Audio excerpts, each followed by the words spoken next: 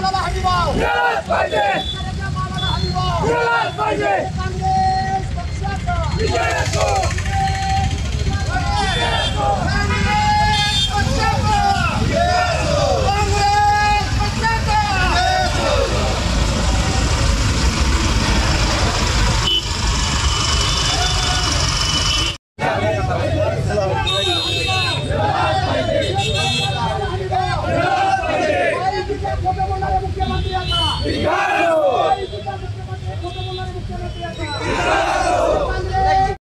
महाराष्ट्र प्रदेश काँग्रेस कमिटीचे आदेशानुसार हर्षवर्धनजी सपकाळ प्रदेशाध्यक्षांच्या सूचनेनुसार आदरणीय माजी मंत्री अमित भैयाजी देशमुख यांच्या सूचनेनुसार आज महाराष्ट्रभर आणि धाराशिव जिल्ह्यामध्ये जिल्हा काँग्रेस कमिटी आणि सर्व तालुका काँग्रेस कमिटीच्या वतीनं या ठिकाणी शेतकऱ्यांच्या विविध मागण्यांसाठी हा ट्रॅक्टर रॅली मोर्चा या ठिकाणी जिल्हाधिकारी कार्यालयावर काढलेला आहे।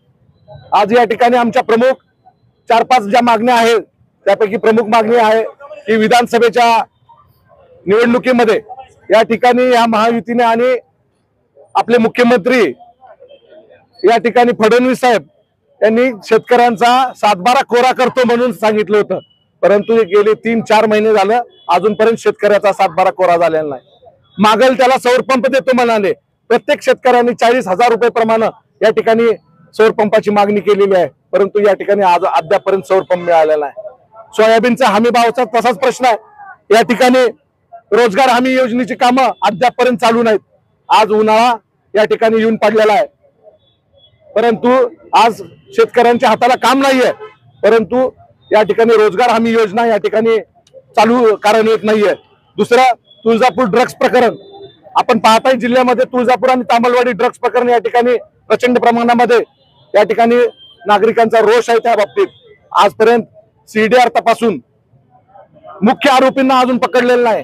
ह्या आकाचा आका कोण आहे हे सुद्धा सर्वांना माहिती आहे, परंतु त्यांना प्रोत्साहन देणार गेली 5-6 वर्ष झालं तुळजापूर मध्ये हे ड्रग्स प्रकरण आहे आणि सातत्याने नागरिकांमध्ये रोष तयार होत आहे, परंतु आज या ठिकाणी भाजपचेच कार्यकर्ते या ठिकाणी पकडले गेलेले आहेत। आज पिंटू मोळे म्हणून आहे, ते भाजपचे सभापती आहेत, त्यांचा चिरंजीव आहे। या ठिकाणी जे अनेक आरोपी पकडले गेलेले आहेत हे भाजपचे संबंधित आहेत। आपण फोटोद्वारे आणि त्यांचे जर मागचे फोटो काढले तर सगळ्यांना समजेल ही कुणाचे कार्यकर्ते आहेत आणि कुणाच्या जवळचे कार्यकर्ते आहेत। संपूर्ण शहराला 700-800 तरुणाला ह्या ड्रग्स प्रकरणामध्ये आरी गेलेला आहे। तर आमची विनंती आहे, कुठल्याही पक्षाचा असू द्या आणि कुठल्याही स्तराचा माणूस असू द्या, त्या सीडीआरच्या तपासणीवर त्यांना अटक करणं गरजेचं आहे, जेणेकरून पुढे या जिल्ह्यामध्ये ज्या ड्रग्स मध्ये पुढे वावर होणार नाही। दुसरं म्हणजे तुषार सिंचन आणि स्प्रिंकलरचं अनुदान 3 वर्षापासून रखडलेलं आहे।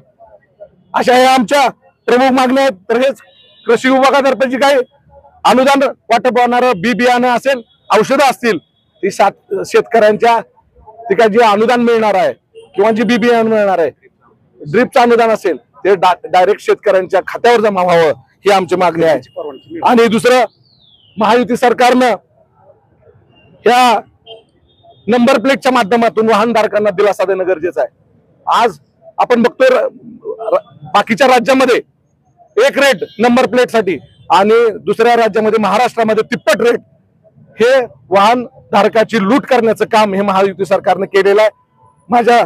आमच्या मागण्याचं निवेदन आम्ही या ठिकाणी राज्यपालांना देत आहे जिल्हाधिकाऱ्यांमार्फत, आणि या पुढील काळात जर ह्या मागण्या आमच्या मान्य नाही झाल्या तर आम्ही ह्या रास्ता रोको करण्याशिवाय आम्हाला दुसरा पर्याय नाही, आमरण उपोषण करण्याशिवाय आम्हाला पर्याय नाही। म्हणून हे सदैव शेतकऱ्यांच्या पाठी असलेली काँग्रेस आम्ही सदैव शेतकऱ्यांच्या पाठीशी राहणार आहोत।